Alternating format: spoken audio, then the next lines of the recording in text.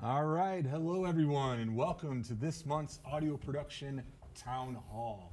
We're glad you could join us. Each month, you'll find us spouting off on all kinds of different topics related to audio production, from making records to sound for film and games, and beyond. We hope you'll plan to join us regularly, but if you should miss the session, you'll be able to find an archive recording at the same link.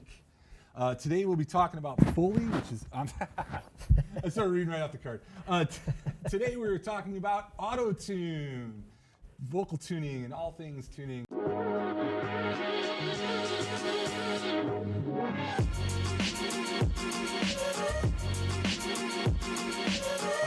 Santa Cruz, California, where our good friend John here joined us just up the street in Maitland, right? Or is that, yeah? Oviedo, right. Florida. So John is also an alumnus, a 2009, was it? 2007, recording arts. Yeah, I'm close on both. I know. 2007 recording arts graduates. So here we have somebody that went through the program just as you all are going through, and went on to end up going to do some cool things, and now works with Antares.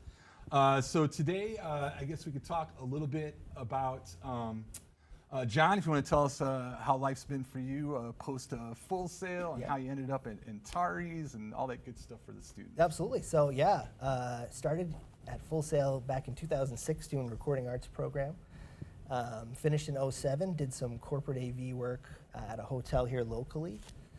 Then went on to work as a tech support agent at Avid, supporting Pro Tools, which was a really wonderful experience. Took a little bit of time off and got into IT, worked at Rollins College, another local place here. And then about 4 years ago, I had the opportunity to join Henrik at Antares and started as a support technician, and now I'm Senior Revenue Operations Manager and Head of Partnerships at Antares. It's, I pinch myself. Cool. There you go. It's very cool. It's awesome path. So happy to be back at Full Sail. That's great. Well, I really appreciate both of you joining us here today. And before we get going with walking through the software, Henrik's going to show some of the bells and whistles and in and outs of Antares today.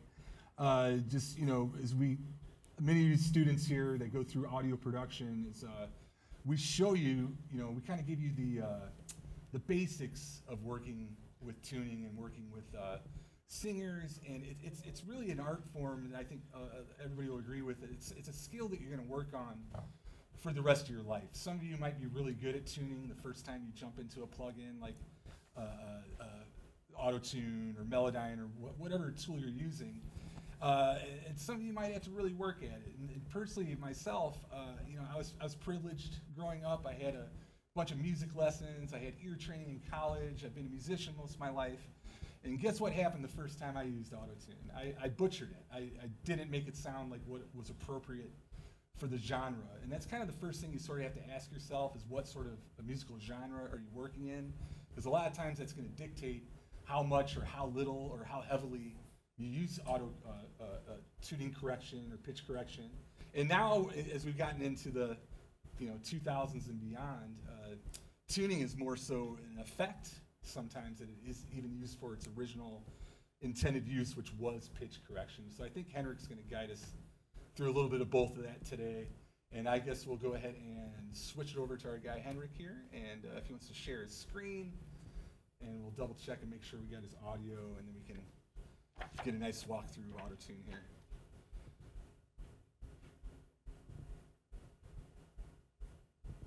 How does that work? That looks great, and we can hear you too. Oh, that's good. I like that. Let's see. Yes. Do we have audio? Well, when you think you got it. Yes, sir. We can hear you. All right. Well, I guess when you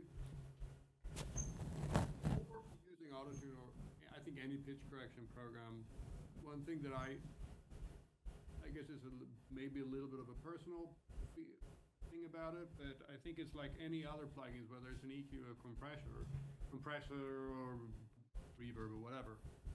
It's like the point is to enhance something here, and all I feel is like do no harm. Just make it sound better or worse, unless it's that for an intended purpose. But just do no harm to the music as it is. That doesn't mean that you can't blast autotune on it and get the effect if you want that, or if it's a style that doesn't require the effect, make it subtle and clean sounding, because autotune is definitely capable of doing anything from hard effect to completely transparent where you should not hear that it's been applied. For something like this, I would probably start, the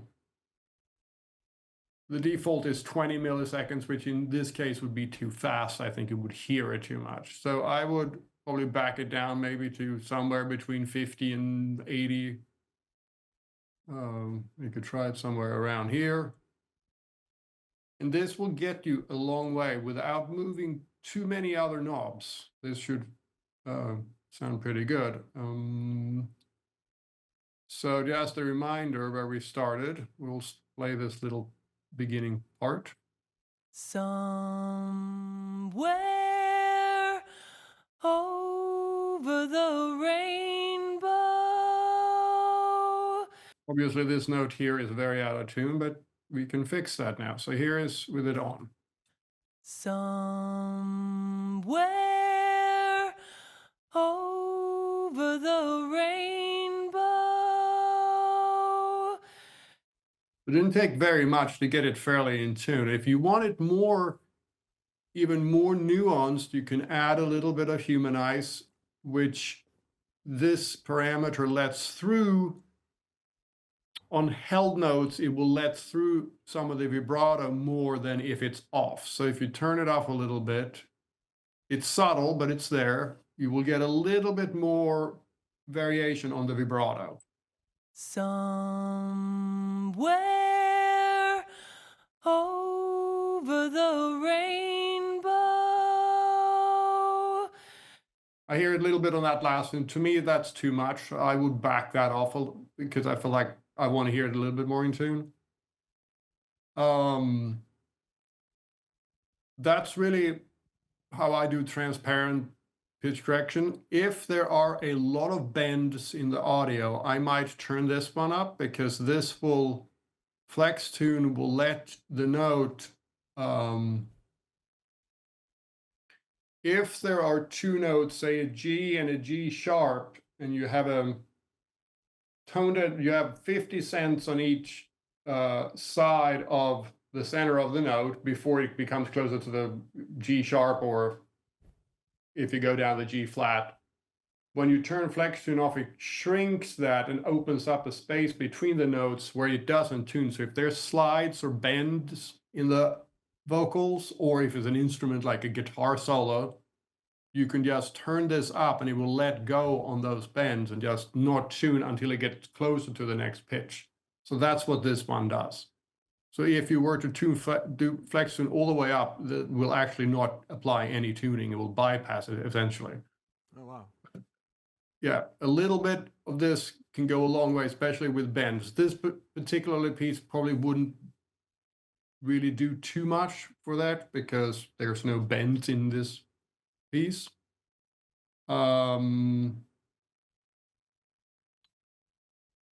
Let's see. What else I was gonna show? Oh, actually, I will do that on the next audio example. But what about questions? Are there any questions now, or do those come at the end? I think we're going to do them at the end, but if there is one now, we could take one. Or Yeah, No it question. just yeah, nothing Yeah. yet. I do have a question though. yeah, Flex tune. yeah. Sometimes when I explain it, you can tell me if this is wrong. Flex tune seems a little bit similar to strength quantize, like when you're quantizing a rhythmic note.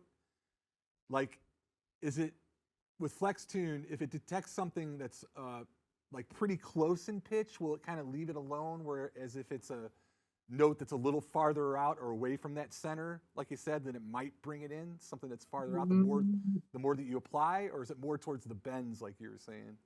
It is the bends. It's whatever, like, if you have the two pitches, and you have, like, actually, if you look at the scale display here, if you turn this now, it's just going to tune it to the dead center It's here. the absolute, yeah. Yeah, Yeah. depending on how fast your retune is set. Okay. But if you turn this up a little bit, say whatever, it's gonna let go out at the ends. Okay. So you have your 50 cents on each side of the note, before it goes sharp, say from a G to a G sharp or a G to a G flat, it will open up in this area here. So if somebody bends it like a quarter tone, it wouldn't, at this point, if somebody sings a perfect quarter tone off or bends it, this will make it so it doesn't adjust until it gets closer to the note, like in this area. That's Does where that the make term, sense? That's where the term flexibility comes from. Instead of being Yeah. rigid and make it tune straight to the zero, Yeah. the more flex tune you apply, it's going to give more leeway Yeah, on on the this side, edges of the pitch. Yeah. you have to be closer to the zero in order for autotune to grab the pitch. So think about it like, actually, this is where the technology came from. It came from a guitar product we had very briefly, but it's like if you bend a pitch on the guitar, you want it to bend, right? Bend it back. Yeah, yeah. If you have your fret here and the fret here, and you bend it in between, once it gets close to the frets or the pitch of whatever fret's supposed to be, then it'll bring it in pitch, but it will leave it alone when you bend in between. I see. Okay, so this makes sense because a lot of times when a singer approaches a note, many times they'll swoop into the note or come from above and swoop down. So that helps alleviate if they're in between, say that C and a B, it's not going to touch it to the B until it gets closer to the center of the note. That's it. That makes sense. Thank you. I've been teaching this for, 12 years now, and I think I've been given a little bit different definition of that, but I'm glad we got clarification. Did you have anything else you wanted to add, Henrik? Or No, unless there's any questions, but any more questions out there?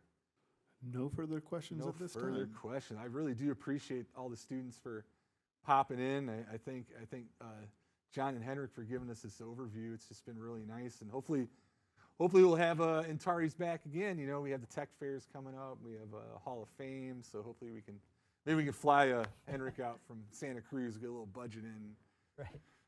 take you to Disney and do the Florida thing, man. No, it's great. Thanks for having us. Yeah. Yeah, no, absolutely. Thanks for coming. And I guess we'll just we can read the little outro here.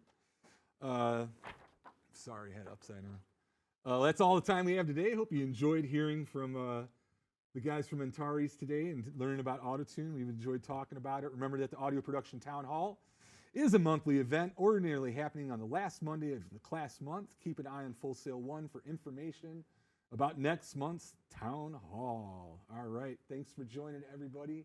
Have a great week and have a happy holidays.